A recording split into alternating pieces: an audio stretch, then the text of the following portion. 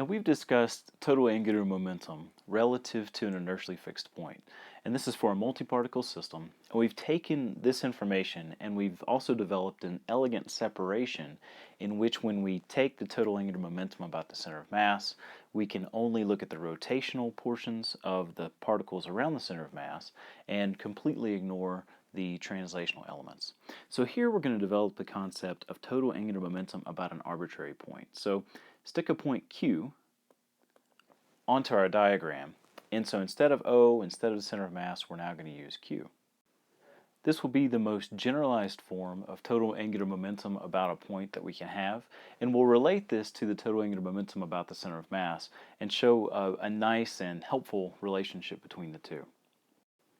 So let's start by writing an expression for the total angular momentum relative to point Q. And in this expression for the angular momentum about Q, we have the summation of each angular momentum for each particle.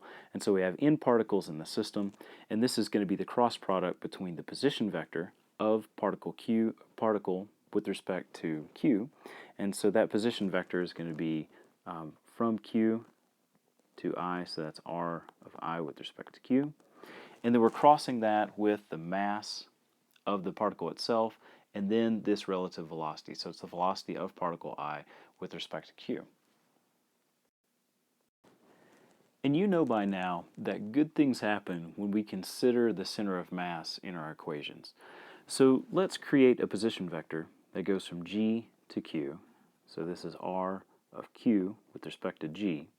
And incorporate both of these expressions for position vectors into our total angular momentum about point Q. So let's transfer down our vector triad, and we want to replace R of I with respect to Q and the inertial velocity of I with respect to Q. And so we can do that by writing this in terms of G. And so using our vector triad, we see that the position of I with respect to Q is the same thing using addition of I with respect to G minus Q with respect to G. And then because we also want the inertial velocity of each particle I with respect to Q, we take the time derivative of this expression. And then we insert back into our angular momentum about the arbitrary point Q.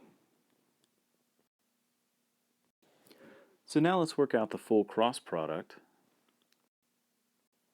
So what we've done is we've distributed each of these position vectors in using a cross product with each of the momentum vectors, mass times velocity. That's given us 4 terms that are each cross products, and so sometimes we have to get a little uglier before we become pretty. So let's take a look at each one of these terms and find out what we can simplify, what we can cancel to make this more usable. So take a look at the first term, and hopefully you recognize this. What we have here is a position vector that goes from the center of mass to each particle, summed, and then each particle has a linear momentum relative to the center of mass. And so this is the angular momentum of all the particles about the center of mass. So we've expressed that before as h sub g.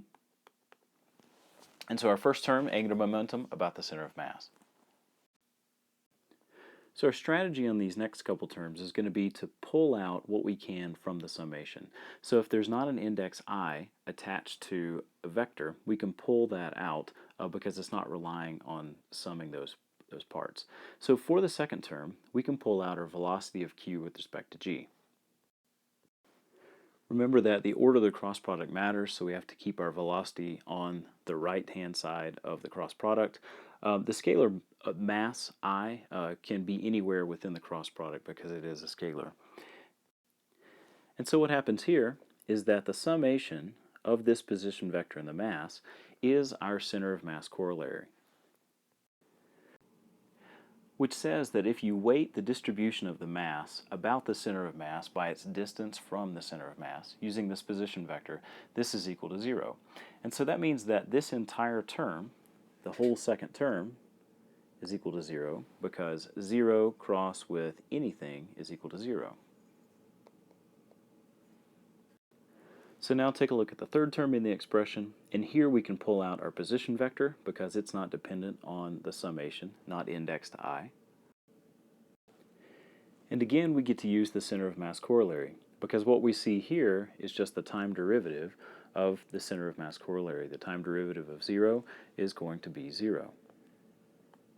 And so our third term also goes to 0.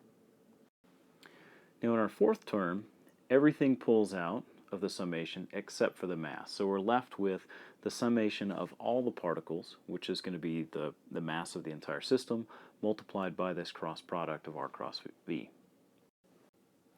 And so because mass is a scalar, we can write this anywhere in the cross product. So we write this as an r cross mv, which is the moment arm crossed with the linear momentum, how we typically write the angular momentum expression. And so then when we make the substitutions back in, we get a nice looking expression that shows us a way that we can convert the angular momentum about the center of mass. We add this term to be able to get the angular momentum about an arbitrary point. Now remember, this point Q it can be any point, it can be accelerating, it can be a non-inertial point, it can be an inertial point, it really doesn't matter. And so you can see also that this is a vector triad. We have a vector plus a vector is equal to a vector. And so this is where the angular momentum on the left-hand side is equal to that about the center of mass plus this additional term. Now we haven't made any restrictions here about the dimensions. This is good for two-dimensional space or three-dimensional space, but always remember that when we're working in planar motion like we do in this class, each of these vectors are pointing out of the page or into the page, and so what's happening is that these are all the same direction, but these are only scaling each other and can be positive or negative.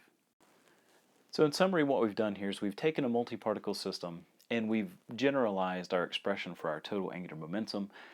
So we're able to get the angular momentum about any arbitrary point Q. It can be anything, and we've related that to the angular momentum about the center of mass with this expression. So in the next screencast, we'll relate this to Newton's second law, and then with that be able to solve the dynamics of multi-particle systems using this expression.